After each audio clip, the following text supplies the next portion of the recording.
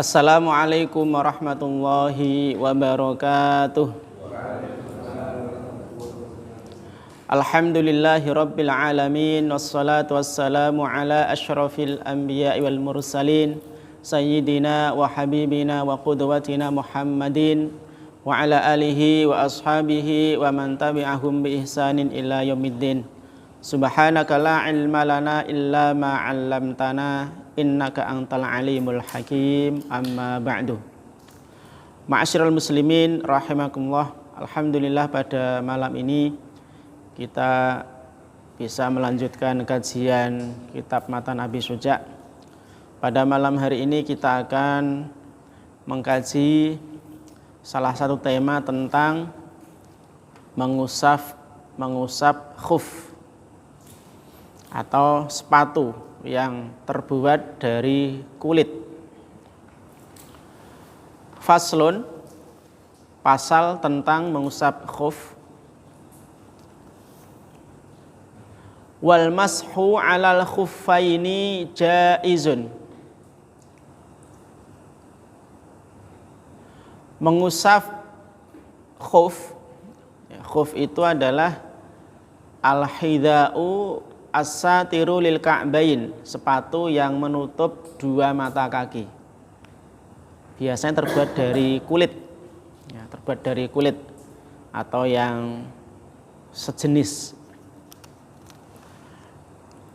Jadi wal mashu 'alal khuffaini jaizun, mengusap dua khuf itu diperbolehkan. Bithala tsati syara'ita, dengan memenuhi 3 syarat.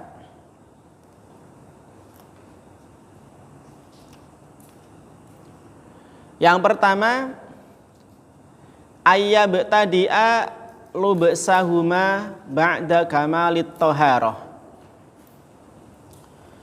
Syarat yang pertama adalah, ya, syarat kebolehan mengusap khuffain. Yang pertama adalah seseorang mulai mengenakan kedua khufnya setelah dalam keadaan suci yang sempurna. Seseorang mulai mengenakan atau memakai kedua khufnya setelah dalam keadaan suci yang sempurna.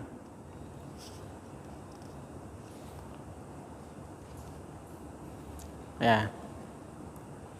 Terkait dengan kebolehan mengusap khuf ini, dasarnya adalah sebuah hadis yang diriwayatkan dari Jarir radhiyallahu anhu. Disebutkan annahu bala, suatu ketika Jarir ini buang air kecil. Tsumma tawaddoa, kemudian berwudu. Wa masaha ala khuffaihi, dan mengusap kedua khufnya atau kedua sepatunya. Faqila lahu, maka kemudian ditanyakan kepada Jarir, taf'alu hadza, engkau melakukan ini? Ya, maksudnya engkau melakukan ini, kok kamu mengusap kedua sepatumu? Kok tidak kamu copot kemudian kamu basuh kakimu? Faqala, maka kemudian Jarir ini menjawab, na'am, iya. Ra'aitu Rasulullah sallallahu alaihi wasallam, aku pernah melihat baginda Rasulullah sallallahu alaihi wasallam bala, beliau buang air kecil. Tsumma tawaddoa, kemudian beliau berwudu. Wa masaha ala khuffaihi, dan kemudian beliau mengusap kedua sepatu beliau. Hadis riwayat Bukhari dan Muslim. Nah, ini dalil yang menunjukkan dibolehkannya mengusap dua khuf atau dua sepatu. Nah, tadi disampaikan bahwa mengusap dua khuf ini dibolehkan dengan 3 syarat. Yang pertama adalah seseorang mulai mengenakan kedua sepatunya atau kedua khufnya setelah dalam keadaan suci yang sempurna. Setelah dalam keadaan suci yang sempurna. Dasarnya apa? Ya, dalilnya adalah sebuah hadis dari Mughirah bin Syu'bah, ya, yang diriwayatkan Imam Bukhari dan Muslim. Mughirah ini pernah berkata, kuntu ma'an Nabi sallallahu alaihi wasallam dzata lailatin fi masirin. Aku pernah bersama Nabi sallallahu alaihi wasallam pada suatu malam pada suatu perjalanan. Ya, ketika safar. Fa afragtu alaihi minal idawati. Kemudian ya aku siapkan ya satu ember air, faghasala wajhahu, maka kemudian beliau mengusap wajah beliau, wa ghasala dhira'aihi, dan membasuh ya, faghasala wajhahu, lalu beliau membasuh wajahnya, wa ghasala dhira'aihi, dan membasuh kedua lengannya, tangannya, wa masaha bi ra'sihi, mengusap kepalanya, tsumma ahwaitu li anzi'a khuffaihi. Kemudian Mughirah ini ya merunduk untuk mencopot sepatunya Rasulullah, maksudnya mencopotkan sepatunya Rasulullah. Faqala, tapi kemudian Rasulullah bersabda, da'huma, biarkan dua sepatuku ini, enggak usah dicopot, biarkan saja. Fa inni adkhaltuhuma tahirataini, karena sesungguhnya aku memakai kedua sepatu ini ketika aku dalam keadaan suci. Nah, ini yang menunjukkan bahwa memakai boleh mengusap dua sepatu, syaratnya apa? Memakai dua sepatu ini ya, itu setelah dalam keadaan suci. Ini Rasul juga setelah berwudu beliau baru memakai dua sepatunya. Nah, yang dimaksud dengan dua sepatu di sini adalah sepatu yang terbuat dari kulit atau yang sejenis yang menutup dua mata kaki. Dua mata kaki. Misalnya ada orang yang naik gunung ya, pakai sepatu seperti itu, ya. Itu kan apalagi kalau kondisi dingin itu kan memberatkan kalau harus copot pakai ketika mau sholat. Kan berat ya.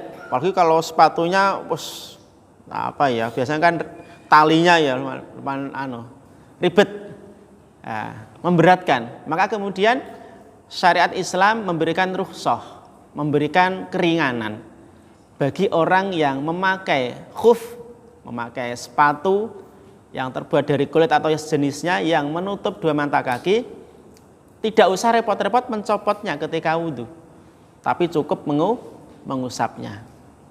Ya, syaratnya tadi yang pertama, yaitu mulai mengenakan kedua sepatunya setelah dalam keadaan suci.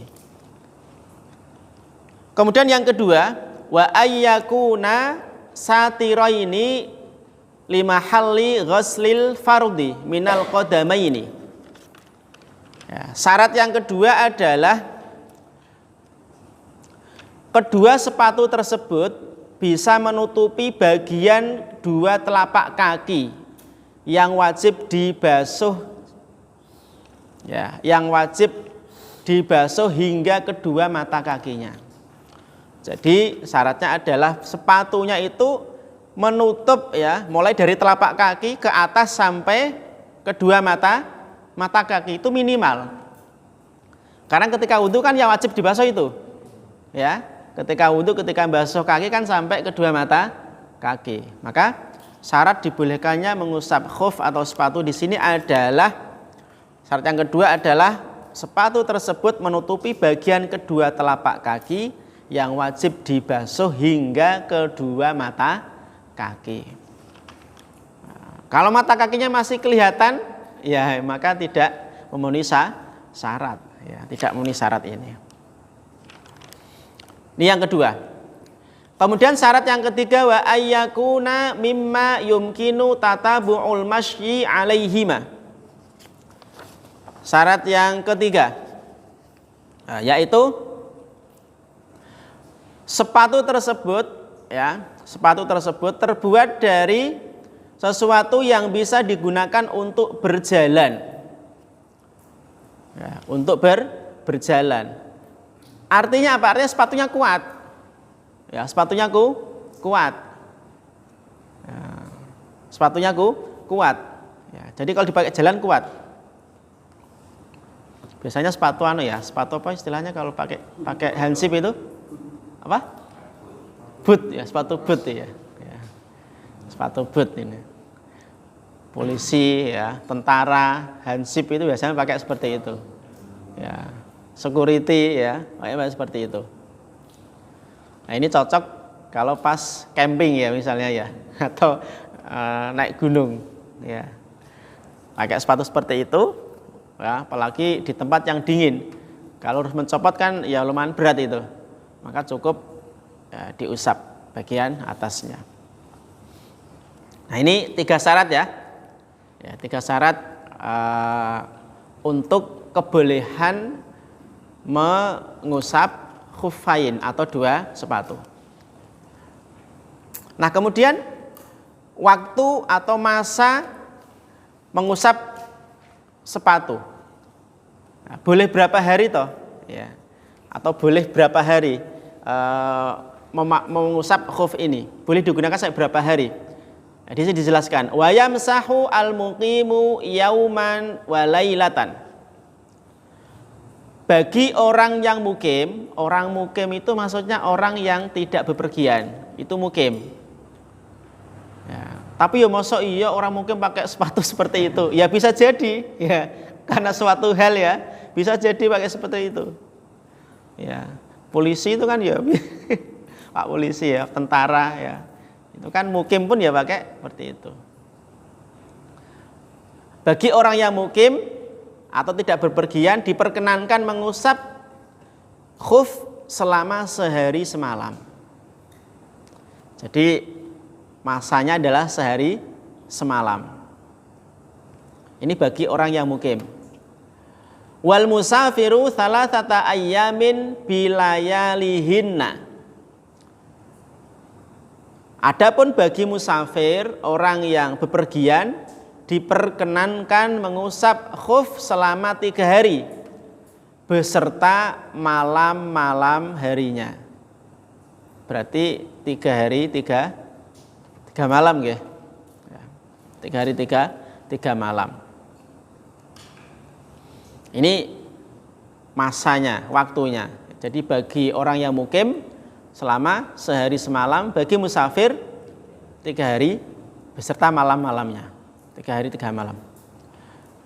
Wabtida'ul muddati min hini yuhdithu ba'da lubsil khuffaini. Permulaan masa tersebut terhitung sejak dia hadas. Sejak dia hadas, maksudnya adalah sejak selesainya hadas yang terjadi setelah sempurna memakai kedua sepatu itu.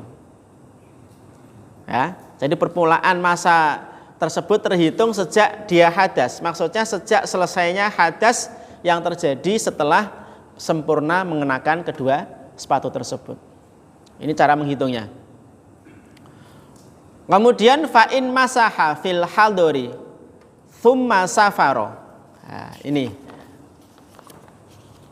Fa'in masaha fil hadori thumma safaro. Jika ada orang yang mengusap khuf, mengusap sepatu saat masih di rumah atau saat masih di rumah belum bepergian.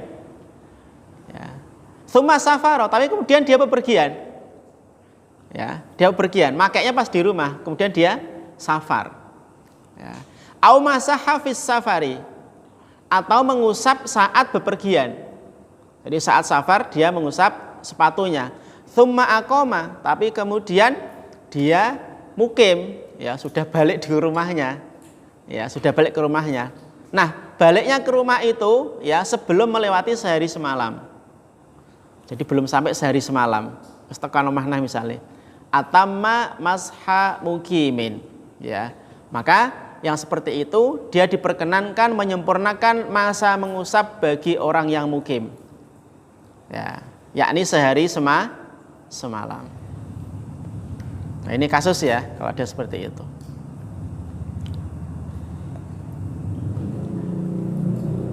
Kemudian apa saja yang membatalkan mengusap khuf ini?